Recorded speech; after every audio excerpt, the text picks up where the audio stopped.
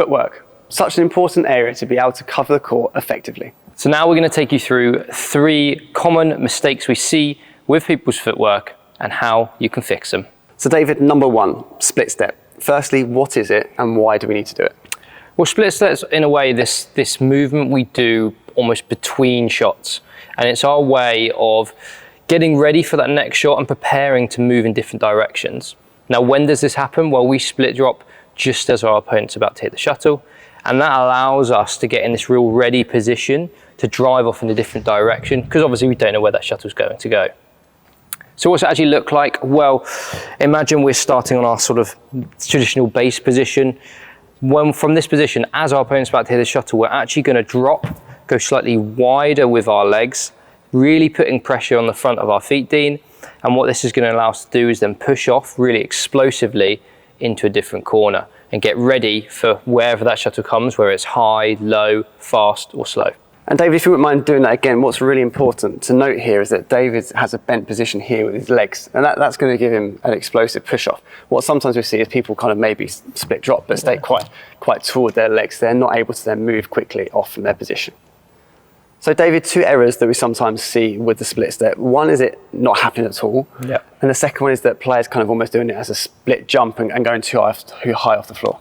Yeah, and if you're someone where you're not even actually sure if you do one, do go and look at some footage of yourself playing, and do you get that little explosive split drop? And 2, yeah, this jump. So often what we see, and sometimes I think because it's so often called a split jump as well, it's a bit misleading. And they end up from this position, as they drop, they're actually jumping up to then drop. The issue with this is the timing. Yeah. And what we often see is they're actually in the air at the moment our opponent's contacting the shuttle. So you've got to wait until you land again to then be able to push off in a direction. And you just wasted time. That shuttle's already halfway over the net and you're just going to be slow moving to the shuttle. And the second area to maybe consider there is the sheer physicality. You know, if we're jumping off the floor, we're obviously having to exert more energy to get off the ground, which again, when we're playing long sets of singles, we definitely don't want to be burning out in that way. 100%. And now, Dean, we're both big fans of the Pop-Ups brothers. Yeah. And one thing we have noticed with Christo is that he does do a bit more of a jump when he does his split drop. Why is that? Is that something we should be promoting? I think it's obviously something that he's used to, and he's obviously done for a very long time. He's obviously able to time it very well, and it works for him.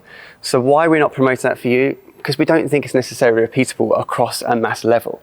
And actually the timing of you being able to just drop becomes a lot easier because it's a lot quicker to get into position and time that split step. So David, so far we've kind of shown a split step in the middle of the court, which is predominantly from a lift or a clear. Yeah. But there's something else called a directional split step. Talk us through that a little bit. Yeah, and this is great, particularly if we're in certain corners of the court. And the main reason we would do this is if we're trying to anticipate a corner potentially.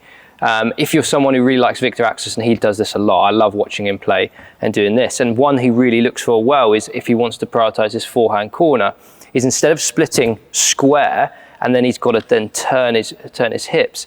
Within his split, he's actually turning his hips at the same time. And what this allows him to do is open up into that corner and get there early. Now, that doesn't mean he can't access other corners. He's almost anticipating, sort of hedging a little bet there on that. It's going to go there. If it doesn't, he then switches back and moves somewhere else. It's a nice way just to kind of maybe get the initiative in a rally. So the differences between the 2 split steps are that the one that we're looking in the middle of the court where the leg's nice and level is probably going to be more when we're defending. And the directional split step is more when the shuttle's on our opponent's side and it's either level with the tape or below it, and we're looking to try and anticipate a certain corner and get there nice and early. Now, error number 2, and this comes to do with what our foot's doing as we're contacting the shuttle. Dean, do you want to talk us through this? Yeah, the error that we see sometimes is that people almost plant their foot too early before they're making contact with the shot. Now, the issue with this is once your foot hits the floor, you are basically committed to that space. Yeah. Now, if you're not in position to kind of reach the shuttle, you're having to lean and adjust, which is going to take you off balance. So what we want to be doing whenever we're hitting a shot in badminton, particularly around the front of the court, is that our foot is hitting the floor as we are making contact, which means that we're going to be nice and balanced, but also makes it much easier for us to recover for the next shot.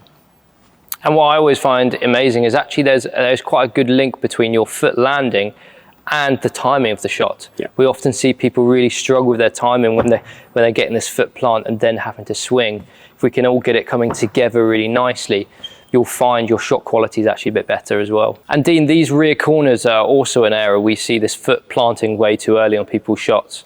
Yeah, definitely. And I think, again, the same type of issue that we've already spoken about at the front of the court. But if we plant this leg too early, and then we find out maybe that shuttle's a little bit further away or a bit deeper than we were expecting, we almost have to take our non-racket leg off the floor to be able to reach that shot. And again, what's the issue is that once this is off the floor, we're having to put it back down before we can recover. Whereas if we get that timing right with the foot hitting the floor as I hit, I'm then able to spring back onto my non-racket leg to be able to recover back into position. And that bit of the foot is what I really like, because if Dean has landed first and then has to hit, he's lost all this momentum in this foot that he can then push back off, and he's just going to be so much slower on his recovery. Whereas if we can tap, hit and move back in, it's going to be so much quicker.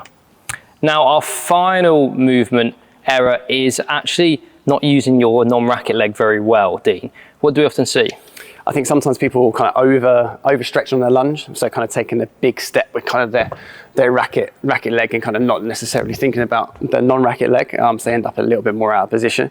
But also the other aspect is the recovery side of it. That actually it's a big part of being able to move back into position. So if I'm kind of into this deep lunge position here, I'm allowing my kind of non-racket leg to maybe come up a little bit and then use it as a spring to drive back into position. And in a way, this is where a lot of people almost make the mistake thinking, actually their racket leg is the one doing a lot of the work. When we're moving to the shuttle, this is our non-racket leg's the one that's pushing us to get there. And then like you said, as we're recovering, it's the one that's helping us spring back into position. So actually working this leg is so, so important. A nice way to really think about it is actually almost your racket leg is the braking leg. That's the leg that's stopping, helping you play the shot. And your non-racket leg, that's the engine. That's the thing that's pushing you around the court, getting you to all those different corners. And that's something you really have to consider when you're doing your off-court workouts. Are you making sure you're working this leg hard enough? Because that's the leg that's going to need to have all that endurance throughout a 3-set match.